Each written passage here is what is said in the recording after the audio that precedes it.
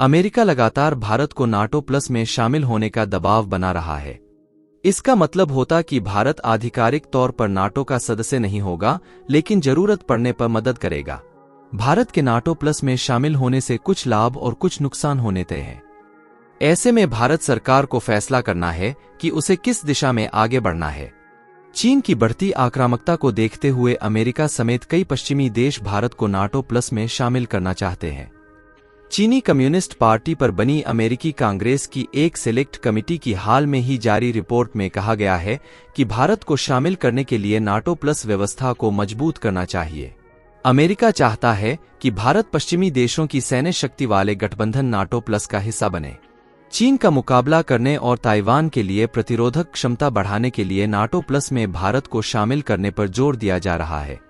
ऐसे में सवाल यह है कि क्या नाटो में शामिल होने से भारत को फायदा होगा या वास्तव में पश्चिमी देश इसे अपने लाभ के लिए करना चाहते हैं।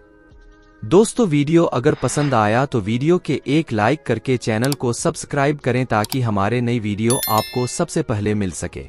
नाटो या उत्तरी अटलांटिक संधि संगठन 31 देशों का एक सैन्य गठबंधन है। इसमें मुख्य रूप से अमेरिका और कुछ यूरोपीय देश शामिल हैं। वहीं नाटो प्लस में अमेरिका के सहयोगी माने जाने वाले 5 और सदस्य देश शामिल हैं। ये देश आधिकारिक तौर पर नाटो के सदस्य नहीं हैं, लेकिन जरूरत पड़ने पर हथियार, इंटेलिजेंट और दूसरे तरीकों से मदद के लिए हमेशा तैयार रहते हैं। इनमें ऑस्ट्रेलिया, जापान, दक्षिण कोरिया, न्यूजीलैंड और इजराइल का नाम शामिल है। अब अमेरिका भारत को इस बड़े समूह का हिस्सा बनने के लिए आमंत्रित कर रहा है, जो चीन और रूस जैसे अपने धुर विरोधियों के खिलाफ एक साथ खड़ा है। मूल रूप से इसका मतलब है कि अगर आप एक सदस्य पर हमला करते हैं तो आपको उन सभी से सम्मिलित क्रोध का सामना करना पड़ेगा। एक आदर्श दुनिया में इसका मतलब यह होगा कि अगर भारत नाटो प्लस में शामिल होता है तो उसे अधिक सैन्य समर्थन मिलेगा। भारत को संभवत सैन्य तकनीक पाने और नाटो देशों के बीच खुफिया जानकारी साझा करने की पहुंच भी मिलेगी। वर्तमान में नाटो दुनिया का सबसे बड़ा सैन्य संगठन है। नाटो को मुख्य रूप से रूस के खिलाफ शीत युद्ध के दौरान बनाया गया था। भारत अगर अमेरिका के नेतृत्व वाले नाटो प्लस में शामिल होता है तो उसे रूस के साथ संबंधों को तोड़ना होगा। नाटो गठबंधन रूस के साथ मौजूदा युद्ध में यूक्रेन का समर्थन कर रहा है। ऐसे में अगर भारत नाटो में शामिल होता है तो इसका सीधा असर रूस के साथ पहले से मजबूत, स्थापित और गहरे संबंधों पर पड़ेगा। यह वही चीज है जिसे हासिल करने के लिए अमेरिका लगातार प्रयास कर रहा है। अमेरिका चाहता है कि भारत किसी भी कीमत पर रूस के साथ अपने संबंधों को तोड़ दे। इससे रूस से साथ होने वाले रक्षा सौदे अमेरिका को मिलेंगे। इसके अलावा रूस का अंतर्राष्ट्रीय स्तर पर भारत जैसे मजबूत देश के साथ संबंध खत्म हो जाएगा। अमेरिका भारत को नाटो प्लस में शामिल कर इंडो पैसिफिक क्षेत्र में अपनी रणनीतिक स्थिति का लाभ उठाना चाहता है। नाटो प्लस में शामिल होने से भारत की सामरिक स्वायत्तता पर भी खतरा बढ़ सकता है। भारत को अपनी हर सामरिक नीति को नाटो के अनुसार डिजाइन करना पड़ेगा। इसके अलावा भारत चाहकर भी अपनी इच्छा के अनुसार कोई सामरिक कदम नहीं उठा सकता अगर वह किसी नाटो सदस्य के खिलाफ हो। वर्तमान में नाटो सदस्य देश तुर्की भारत के साथ दुश्मनी निभा रहा है। ऐसे में भारत चाहकर भी तुर्की के खिलाफ कोई बड़ा कदम नहीं उठा सकता है। अभी तक भारत अपनी जमीन पर किसी भी विदेशी सैन्य अड्डे की मेजबानी नहीं करता है, लेकिन नाटो प्लस में शामिल होने का मतलब होगा कि भारत में अमेरिका का एक सैन्य अड्डा होगा। बाकी के नाटो प्लस सदस्य देशों जैसे जापान, दक्षिण कोरिया, ऑस्ट्रेलिया और इजराइल में अमेरिकी सैन्य अड्डे मौजूद हैं। नाटो का हिस्सा बनने का मतलब अनिवार्य रूप से यह होगा कि भारत को अमेरिका के संघर्षों में घसीटा जाएगा।